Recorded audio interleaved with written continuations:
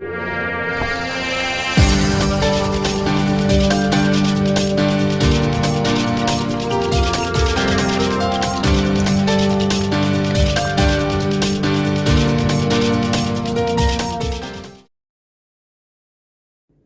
Friends, అందరికి నమస్కారం. నేను మీ శ్రీనాథ్ రెడ్డి మిట్టపల్లి. ఇవాళ తారీఖు వచ్చి అక్టోబర్ 22, 2021 సంవత్సరం. ఇవాళ ముఖ్యాంశాలకు వచ్చినట్టయితే, కువైట్ ప్రభుత్వం కువైట్ సాధారణ స్థితికి చేరుకుంటుంది అని ప్రకటించిన తర్వాత, ఈ కరోనా మహమ్మారి స్టార్ట్ అయిన తర్వాత కువైట్లో మొదటిసారిగా శుక్రవారం ప్రార్థనలు సామాజిక దూరం పాటించకుండా ఇవాళ ప్రార్థనలు జరుపుకున్నారు. కువైట్ గవర్నమెంట్ కువైట్లో బూస్టర్ డోస్ అనేటువంటిది తప్పనిసరి చేయాలి అనేటువంటి దిశగా ఆలోచిస్తున్నారు. ప్రస్తుతానికి ఒక ప్రతిపాదన మాత్రమే, ఇంకా దీన్ని కన్ఫర్మేషన్ చేయలేదు. ఎందుకనేసంటే కువైట్లో కరోనాకి సంబంధించిన వ్యాక్సిన్స్ ఇవ్వడం ప్రారంభించిన తర్వాత మొదటి దశలో ఎవరైతే వ్యాక్సిన్స్ తీసుకుని ఉంటారో వారికి ఇప్పుడు ప్రస్తుతానికి ఇమ్యూనిటీ పవర్ తగ్గిపోవడానికి అవకాశం ఉంటుంది. ఎందుకంటే వాళ్ళు ఆల్రెడీ 6 నెలలు పైన అయిపోయింది. జనరల్గా వ్యాక్సిన్ వేయించుకున్న వాళ్ళకి 6 నెలల తర్వాత ఇమ్యూనిటీ పవర్ అనేది ఆటోమేటిక్గా తగ్గుతూ వస్తుంది. అంటే ఆ వ్యాక్సిన్ యొక్క పవర్ అనేటువంటిది తగ్గిపోతూ వస్తుంది. దీన్ని దృష్టిలో పెట్టుకుని కువైట్ గవర్నమెంట్ ప్రతి ఒక్కరికి ఈ బూస్టర్ డోస్ అనేటువంటిది ఇవ్వడం తప్పనిసరి చేస్తే బాగుందని చెప్పేసి ఆలోచిస్తున్నారు. ఆల్రెడీ ప్రస్తుతానికి కువైట్లో 60 సంవత్సరాల వయసు పైబడిన వాళ్ళు, అంటే వృద్ధులు మరియు దీర్ఘకాలిక వ్యాధులతో బాధపడేవారు, ఇమ్యూనిటీ ప్రాబ్లంతో బాధపడే వాళ్ళు ఎవరైతే ఉంటారో అలాంటి వారికి ప్రస్తుతానికి వ్యాక్సిన్స్ అందిస్తున్నారు. ఇప్పటికే సుమారుగా 1 లక్ష మందికి పైగా వ్యాక్సిన్స్ అందించడం జరిగింది. వీరందరికీ పూర్తి అయిపోయిన తర్వాత మిగతా ప్రజలందరూ ఎవరైతే ఉన్నారో వారికి కూడా ఈ బూస్టర్ డోస్ అనేటువంటి తప్పనిసరి చేస్తే బాగుందని చెప్పేసి కువైట్ గవర్నమెంట్ ఆలోచిస్తుంది. అలాగే దీనికి ప్రత్యామ్నాయంగా ఇంకొక ఆలోచన కూడా చేస్తున్నారు. ఎవరైతే 2 డోసులు కంప్లీట్ చేసుకొని వారికి బూస్టర్ డోస్ కోసం మెసేజ్ అందించుంటారో గవర్నమెంట్ వాళ్ళు, అలాంటి వారు బూస్టర్ డోసు కన్నా వచ్చి వాళ్ళ తీసుకోకపోతే వారి వ్యాక్సిన్ స్టేటస్ అనేది ఆరెంజ్ కలర్లో పెడితే బాగున్నాం అన్న ఒక ప్రతిపాదనలో కూడా ఉన్నారు. జనరల్గా కువైట్లో మనం కరోనాకి సంబంధించిన 2 డోసులు వ్యాక్సిన్ తీసుకున్న తర్వాత ఇమ్యూని అప్లికేషను, అలాగే కువైట్ మొబైల్ ఐడి, ఇలాంటి వాటిలో మనకి గ్రీన్ కలర్ చూపిస్తుంటుంది. అయితే ఎవరైతే ఈ వ్యాక్సిన్కి సంబంధించిన 2 డోసులు వేయించుకొని బూస్టర్ డోసుకు సంబంధించిన మెసేజ్ వచ్చి ఉంటుందో వాళ్ళు ఆ మెసేజ్ వచ్చిన తర్వాత వ్యాక్సిన్ వేయించుకోకుండా, అంటే బూస్టర్ డోస్ వేయించుకోకుండా నెగ్లెక్ట్ ఎవరైనా చేస్తే వారికి ఆటోమేటిక్గా ఈ ఇమ్యూని అప్లికేషను, అలాగే ఈ కువైట్ మొబైల్ ఐడి, ఇలాంటి వాటిలో ఆరెంజ్ కలర్ కానీ తీసుకొచ్చినట్టయితే వారు తొందరగా వచ్చి వ్యాక్సిన్ వేయించుకోవడానికి అవకాశం ఉంటుందన్న ఒక దిశలో కూడా ఆలోచిస్తున్నారు. అంటే ఆటోమేటిక్గా అది ఆరెంజ్లోకి వెళ్ళిపోతుంది. ఎందుకు, మీకు మెసేజ్ వచ్చింది కానీ మీరు వెళ్ళలేదు కాబట్టి ఆరెంజ్ కలర్లోకి వచ్చింది. మనం ఎక్కడికైనా వెళ్ళాలన్నా రావాలన్నా తప్పనిసరిగా గ్రీన్ కలర్ అయితే ఉండాలి. ఆరెంజ్ కలర్లో ఉంటే దాన్ని యాక్సెప్ట్ చేయరు. కాబట్టి అప్పుడైనా సరే తప్పనిసరిగా వచ్చి వ్యాక్సిన్ వేయించుకుంటారు.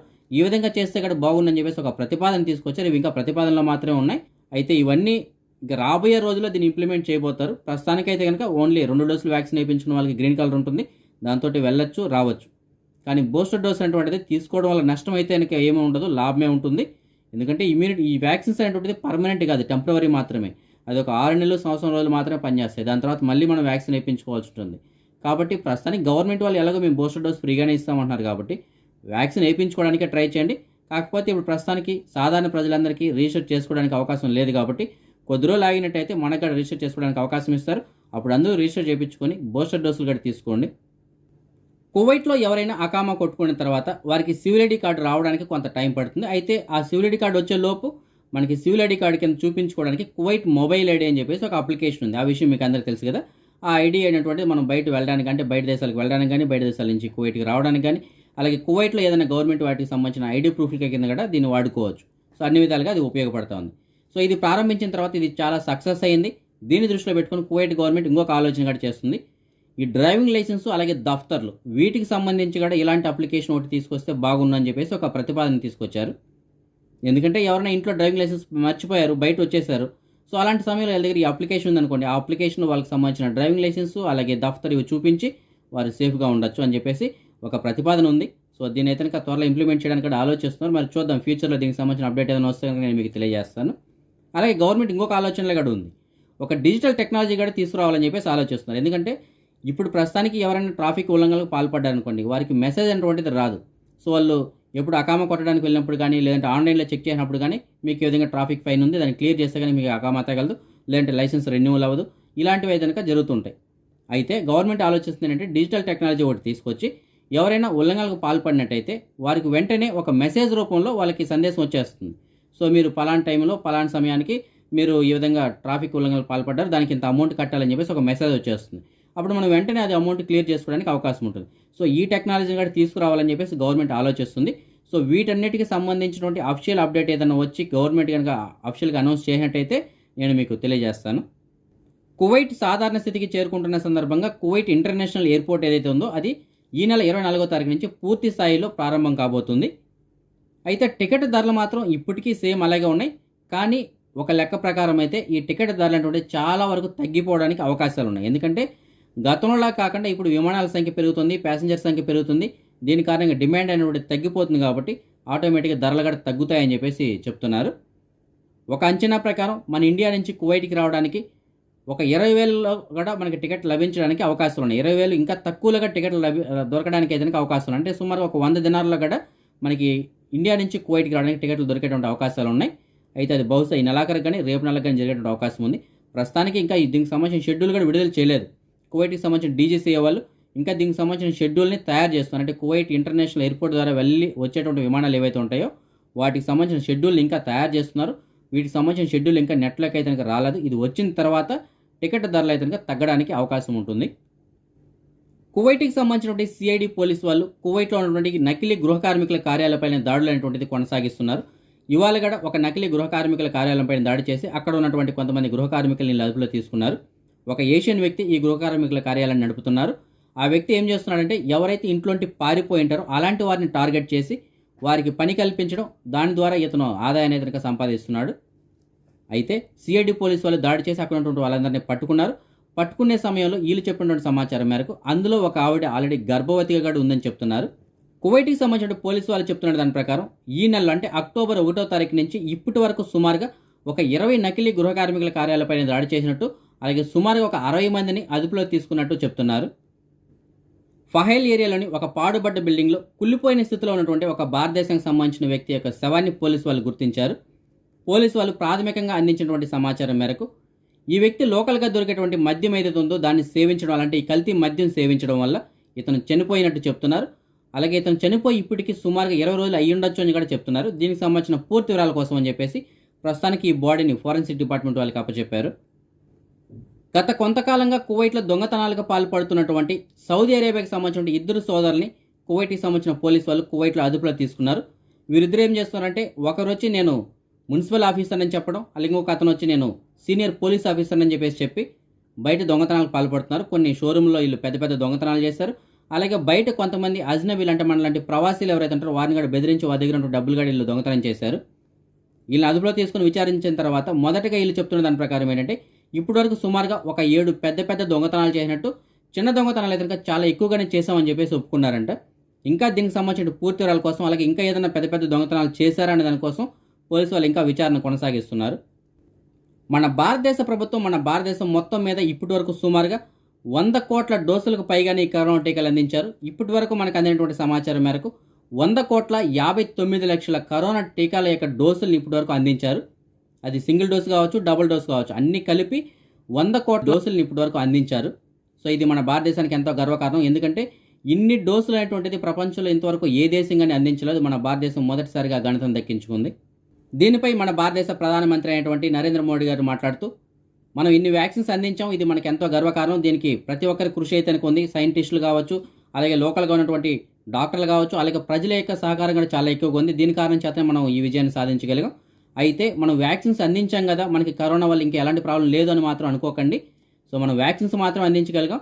కరోనా ముప్పు అనేటువంటిది ఎప్పటికీ అలాగే ఉంటుంది. సో అది పూర్తిగా అంతమయ్యేంత వరకు మనం తగిన జాగ్రత్తలు అయితే కనుక తీసుకోవాల్సి ఉంటుందని చెప్పేసి ఆయన గుర్తు చేశారు.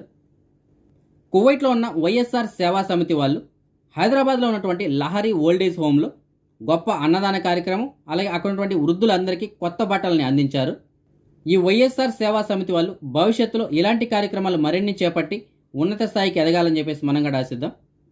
ఈరోజు మా లహరి ఓల్డేజ్ హోమ్లో అందరికీ మంచి నూతన వస్త్రాలు, తర్వాత మంచి భోజనం ఏర్పాటు చేసిన వైఎస్ఆర్ సేవా సమితి కువైట్ వారికి ఒక్కొక్కరికి మా హృదయపూర్వక వందనాలు.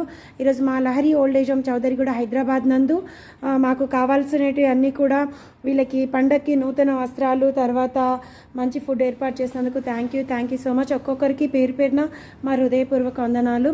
నమస్కారం అండి, నేను లహరి ఓల్డేజ్ హోమ్ నుంచి వైఎస్ఆర్ సేవా సమితి కువైట్ వారు ఈరోజు మా లహరి ఓల్డేజ్ హోమ్లో మంచి స్పెషల్ లంచ్ అండ్ మాకు కొత్త జెంట్స్కి వచ్చేసి మంచి షార్ట్స్ షర్ట్స్, తర్వాత లేడీస్కి వచ్చేసి, తర్వాత మా ఓల్డ్ ఏజ్ వాళ్ళందరూ కూడా చాలా హ్యాపీగా ఫీల్ అవుతున్నారు.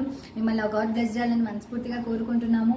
వైఎస్ఆర్ సేవా సమితిలో ఉన్న మెంబర్స్కి ఒక్కొక్కరికి మా హృదయపూర్వక వందనాలు. Thank you so much. మన సబ్స్క్రైబర్స్ చాలా మంది ఫ్లైట్ టికెట్స్ గురించి అడుగుతున్నారు. ఫ్రెండ్స్, ప్రస్తుతానికి కువైట్ నుంచి ఇండియాకి వెళ్ళడానికి టికెట్స్ అయితే అందుబాటులో ఉన్నాయి. అలాగే ఇండియా నుంచి కువైట్కి రావడానికి కూడా లిమిటెడ్గా సీట్స్ అయితే అందుబాటులో ఉన్నాయి. మీకు ఏదైనా టికెట్స్ కావాలనుకుంటే కనుక మీకు డిస్ప్లేలో కువైట్ ఉన్నటువంటి ఏరియాల వారిగా ట్రావెల్స్ వాళ్ళ నెంబర్లు ఇస్తున్నాను. ఆ నెంబర్లు కాల్ చేసి మీరు పూర్తిగా కనుక్కొని టికెట్స్ బుక్ చేసుకోవచ్చు. అలాగే కొంతమంది సబ్స్క్రైబర్లు చెన్నై నుంచి కడప, చిత్తూరు జిల్లాలు ఇటువైపు వెళ్ళడానికి ఏదైనా ట్యాక్సీలు కానీ లేదంటే షేరింగ్ ట్యాక్సీలు కానీ ఏదైనా ఉన్నాయని చెప్పేసి అడుగుతున్నారు. ఫ్రెండ్స్, నేను మీకు డిస్ప్లేలో ఒక 2 నెంబర్లు ఇస్తాను.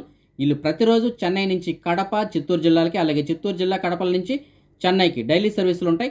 మీకు షేరింగ్ కావాలనుకున్నా లేదంటే పూర్తి ట్యాక్సీ కావాలన్నా సరే బుక్ చేసుకోవచ్చు. మీకు ఎవరికైనా ఆ విధంగా కావాలనుకుంటే ముందే మీరు ఫోన్ చేసి బుక్ చేసుకోవచ్చు. మన సబ్స్క్రైబర్ ఒకరు జహరా ఏరియా నుంచి మెసేజ్ పెట్టారు. ఒక ట్యాక్సీలో వీళ్ళకి ఒక పర్స్ దొరికిందని చెప్తున్నారు. అందులో ఉన్నటువంటి సివిల్ ఐడి కార్డు పైన పేరు అయితే కనుక సంతోష్ పత్లావత్ అని చెప్పేసి ఉంది. సో ఫ్రెండ్స్, మీకు ఎవరికైనా సరే సంతోష్ పత్లావత్ అనేటువంటి అతను తెలిసినట్టయితే అతనికి చెప్పండి. తనకు సంబంధించిన పర్సు మరియు సివిల్ ఐడి కార్డు మీకు డిస్ప్లేలో నెంబర్ ఉంది కదా, ఆ నెంబర్ గల అతని దగ్గర ఉంది, వెళ్ళి కలెక్ట్ చేసుకోమని చెప్పండి. అదే మనం ఈ మనీ ఎక్స్చేంజ్ విషయానికి వచ్చినట్టయితే ఒక కువైటీ దినార్ మన భారతదేశం రూపీస్లో 246 రూపాయలుగా ఉంది. అదే మనం బంగారం విషయానికి వచ్చినట్టయితే కువైట్లో ఉన్న మాల్యాలో ఉన్నటువంటి సూకల్వతియాలో ఉన్న ఎఫ్కే జ్యువెలర్స్ వాళ్ళు అందించినటువంటి సమాచారం మేరకు 1 గ్రాము బంగారం వచ్చి 22 క్యారెట్ల బంగారం అయితే 16 దినార్ల 950 పిల్స్గా ఉంది. అదే 24 క్యారెట్ల బంగారం అయితే 17 దినార్ల 462 పిల్స్గా ఉంది. ఇప్పుడు మనం ఈ కరోనా వ్యాధికి సంబంధించినటువంటి అప్డేట్స్ చూద్దాం. గడిచిన 24 గంటల్లో కువైట్లో 32 కొత్త కరోనా కేసులు నమోదై 33 మంది ఈ కరోనా నుంచి కోలుకున్నారు. అలాగే దేశవ్యాప్తంగా ఒకరు ఈ కరోనా కారణంగా చనిపోవడం జరిగింది. ఇంకా దేశవ్యాప్తంగా సుమారుగా 498 మంది ఈ కరోనా వ్యాధికి ట్రీట్మెంట్ తీసుకుంటున్నారు. అదే మన భారతదేశం విషయానికి వచ్చినట్టయితే ముందుగా మన భారతదేశంలో మనం నిన్నటి విషయంగా చూసుకున్నట్టయితే నిన్న దేశం మొత్తం మీద సుమారుగా 15,774 కొత్త కరోనా కేసులు నమోదై 18,642 మంది ఈ కరోనా నుంచి కోలుకున్నారు. 232 మంది ఈ కరోనా కారణంగా చనిపోవడం జరిగింది. అదే మనం ఇవాళ విషయానికి వచ్చినట్టయితే ఇవాళ ఇప్పటి వరకు మనకు అందినటువంటి సమాచారం మేరకు దేశవ్యాప్తంగా సుమారుగా 15,127 కొత్త కరోనా కేసులు నమోదై 15,210 మంది ఈ కరోనా నుంచి కోలుకున్నారు. 647 మంది కరోనా కారణంగా చనిపోవడం జరిగింది. ఇంకా దేశవ్యాప్తంగా సుమారుగా 1,68,697 మంది కరోనా వ్యాధి ట్రీట్మెంట్ తీసుకుంటున్నారు. మహారాష్ట్రలో గడిచిన 4 గంటల్లో 1,632 కొత్త కరోనా కేసులు నమోదై, కేరళలో 9,361, కర్ణాటకలో 378 కేసులు చొప్పున నమోదై. అదే మన తెలుగు రాష్ట్రాల విషయానికి వచ్చినట్టయితే ఆంధ్రప్రదేశ్లో గడిచిన 4 గంటల్లో 478 కొత్త కరోనా కేసులు నమోదై 574 మంది కరోనా నుంచి కోలుకున్నారు. 6 ఈ కరోనా కారణంగా చనిపోవడం జరిగింది. ఇంకా రాష్ట్ర వ్యాప్తంగా సుమారుగా 5,398 మంది కరోనా వ్యాధికి ట్రీట్మెంట్ తీసుకుంటున్నారు. అదే మన తెలంగాణ విషయానికి వచ్చినట్టయితే గడిచిన 4 గంటల్లో 193 కొత్త కరోనా కేసులు నమోదై 196 మంది కరోనా నుంచి కోలుకున్నారు. 1 ఈ కరోనా కారణంగా చనిపోవడం జరిగింది. ఇంకా రాష్ట్ర వ్యాప్తంగా సుమారుగా 3,963 మంది కరోనా వ్యాధికి ట్రీట్మెంట్ తీసుకుంటున్నారు. అదే మనం ప్రపంచవ్యాప్తంగా చూసుకున్నట్టయితే ప్రపంచవ్యాప్తంగా ఇప్పటివరకు సుమారుగా 24,35,00,000 కరోనా కేసులు నమోదు కాగా అందులో 22,06,00,000 మంది అయితే ఈ కరోనా నుంచి ఇప్పటివరకు కోలుకున్నారు. అలాగే 49,49,690 మంది ఈ కరోనా కారణంగా ఇప్పటివరకు చనిపోవడం జరిగింది. మన సబ్స్క్రైబర్ ఒకరు మనకి జహరా ఏరియా నుంచి మెసేజ్ పెట్టారు. కైమాల్లో పనిచేయడానికి 2 వ్యక్తులు కావాలని చెప్తున్నారు. జీతం అయితే కనుక సుమారుగా 160 దినాల వరకు ఉంటుందని చెప్తున్నారు. దీనికి సంబంధించిన పూర్తాల కోసం అయితే మీకు డిస్ప్లే నెంబర్ ఉంది కదా, నెంబర్ కాల్ చేసి పూర్తాలు కనుక్కొని వెళ్ళగలరు. ఇంకొక సబ్స్క్రైబర్ మనకి సబా హాల్ సాలెం ఈ ఏరియా నుంచి మెసేజ్ పెట్టారు. ఒక కోయిట్ వాళ్ళ ఇంట్లో పనిచేయడానికి ఒక వర్కర్ కావాలని చెప్తున్నారు. మంచి జీతం ఇస్తారంట. దీనికి సంబంధించిన పూర్తాల కోసం అయితే మీకు డిస్ప్లే నెంబర్ ఉంది కదా, ఆ నెంబర్ కాల్ చేసి పూర్తాలు కనుక్కొని వెళ్ళగలరు. ఇవాళ మన సబ్స్క్రైబర్స్ యొక్క కొంతమంది పిల్లలు పుట్టినరోజు జరుపుకుంటున్నారు. అందులో ఆర్ హేమ ఇవాళ 2వ సంవత్సరం పుట్టినరోజు జరుపుకోవడం జరుగుతోంది. షణ్ముఖ వెంకట ఇవాళ పుట్టినరోజు జరుపుకోవడం జరుగుతోంది. మరియు బిల్లారెడ్డి హరిప్రియ యాదవ్ ఇవాళ పుట్టినరోజు జరుపుకోవడం జరుగుతోంది. వీరందరికీ నా తరపున అలాగే మన ఛానల్ సబ్స్క్రైబర్స్ అందరి తరపున పుట్టినరోజు శుభాకాంక్షలు. ఇంకా ఎవరైనా మన సబ్స్క్రైబర్స్ యొక్క పిల్లలు ఇవాళ పుట్టినరోజు జరుపుకుంటుంటే వారికి కూడా నా తరపున పుట్టినరోజు శుభాకాంక్షలు. ఇవి ఫ్రెండ్స్ ఇవాళకున్నటువంటి అప్డేట్స్. మీరు కనుక ఇంతవరకు ఈ ఛానల్ని సబ్స్క్రైబ్ చేసుకోకుండా ఉంటే సబ్స్క్రైబ్ చేసుకొని అలాగే మీకు తెలిసిన ఫ్రెండ్స్కి కూడా ఈ వీడియోని ఫార్వర్డ్ చేసి వాళ్ళని కూడా సబ్స్క్రైబ్ చేసుకోమని చెప్పండి. అప్పుడే మనం పెట్టిన డైలీ వీడియోస్కి సంబంధించిన అప్డేట్స్ వాళ్ళకి ఎప్పటికప్పుడు నోటిఫికేషన్స్ కింద అందుతుంటాయి. రేపు రాత్రి 9 గంటలకు వచ్చే వీడియోలో మరిన్ని అప్డేట్స్తో కలుసుకుందాం. అంతవరకు సెలవు. జై హింద్.